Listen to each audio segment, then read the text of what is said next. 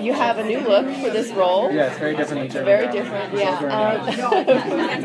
So, what can you tell us about your character that you think would shock an audience about that person's character? Like, he's obviously... Cotton Mather's a person who presents himself as a good Puritan man, and he'll preach from the Bible by day, but then visit a brothel at night, and he's a total hypocrite. I mean, he's a sex addict, and I think what you haven't seen before is what drew me to the role is that he's so dynamic in that he's fighting for good, but he's making mistakes, so he's doing it in the wrong way, and at the end of the day, he's left questioning what is good, what is evil, and what evil is there in me? How can I fight evil if there's evil inside of me?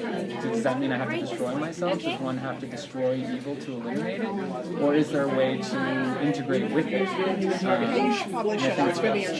That questions the very nature of right and wrong and moral ambiguity that we face today.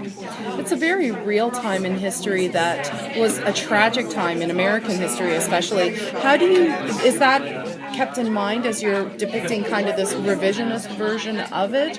Yeah, I mean, we're presenting what can possibly be perceived as a revisionist or alternative version of history. But something I realized when we were researching for all of this is that this is also a time that we haven't really thought of that deeply. We kind of think of America in terms of pre-revolution and revolution when it actually became the United States of America. But pre-revolutionary America was very ambiguous. And our perception of Salem has always been, the witch trials and a lot of crazy stuff happened. But when you take into account the mindset of the people that came from an old world where they were perhaps persecuted, they came to a new world that was a frontier. They persecuted the natives that lived in that land. They chopped down trees and said, "This is our space now." And they were literally between two worlds. There was the old world that they had left, that they rejected and were rejected by, and now there was this new world that was completely foreign to them and filled with darkness and mystery. I mean, Salem itself is positioned between the coast and dense forest. And when you imagine kind of, if you put yourself in that time period where you step off of a boat and now you're in the middle of the woods, but we've carved like a little safe place, but it's different than anything I've ever experienced in my life before, that's got to mess with your head. And at any moment, Native Americans could come out and kill me, and my life is done. And at the same time, you believe in God, you believe in the devil, which is something, you believe in a figure that looks like the devil, that goes beyond our perception of Tim Curry and Labyrinth. There's a very real fear there, and a lot of actions that were taken during that time were driven by those real beliefs, and a lot of beliefs that began to shatter as a result of leaving an old society. And so I think pre-American America is a very interesting time that deserves to be re-examined and possibly reinterpreted, because in so doing, we're just getting closer to the truth of what it really was like.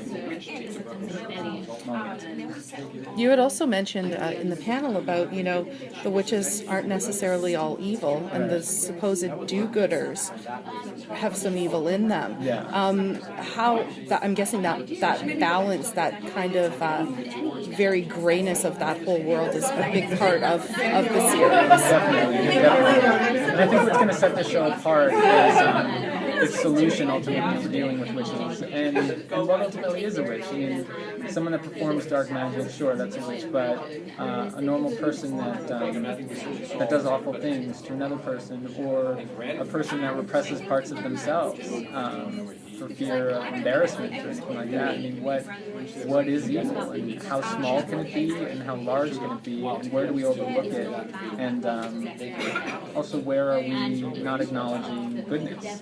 What are we denying in ourselves that is perhaps good, and what are the consequences of that? And I think this exposed all of that. It's definitely not flat. It's so dynamic. I wish everyone could just see the first episode right now.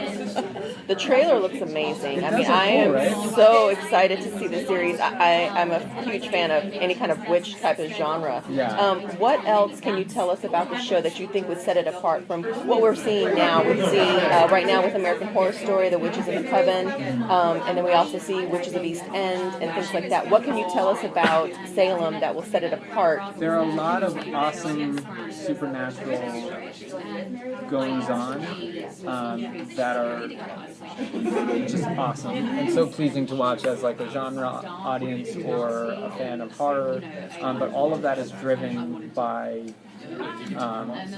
reality and driven by relationships between the characters and events that are going on in their lives, and everything is warranted, nothing is gratuitous.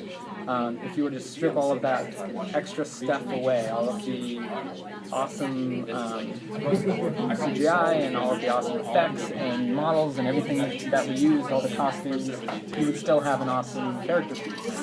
It would probably end up looking like Downton Abbey or something, but when you throw in a bunch of magic, it just makes it all the more fun to watch. And so I really feel like this has it all, and it questions our very nature, and I think it's so important right now and relevant to where we are in society on the brink of a world that's changing. For me, technology, that could be perceived as magic, and so like if you run under the assumption that witches are real and magic exists or does exist,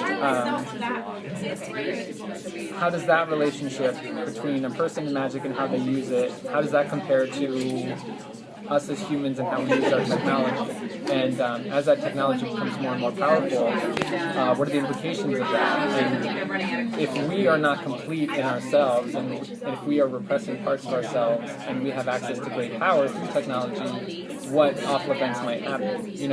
So that cautionary tale of the lunacy of the Salem witch trials, that could repeat itself in a different form. And so I think this show just raises that flag. Great. Thank you We're so much. so looking forward to this.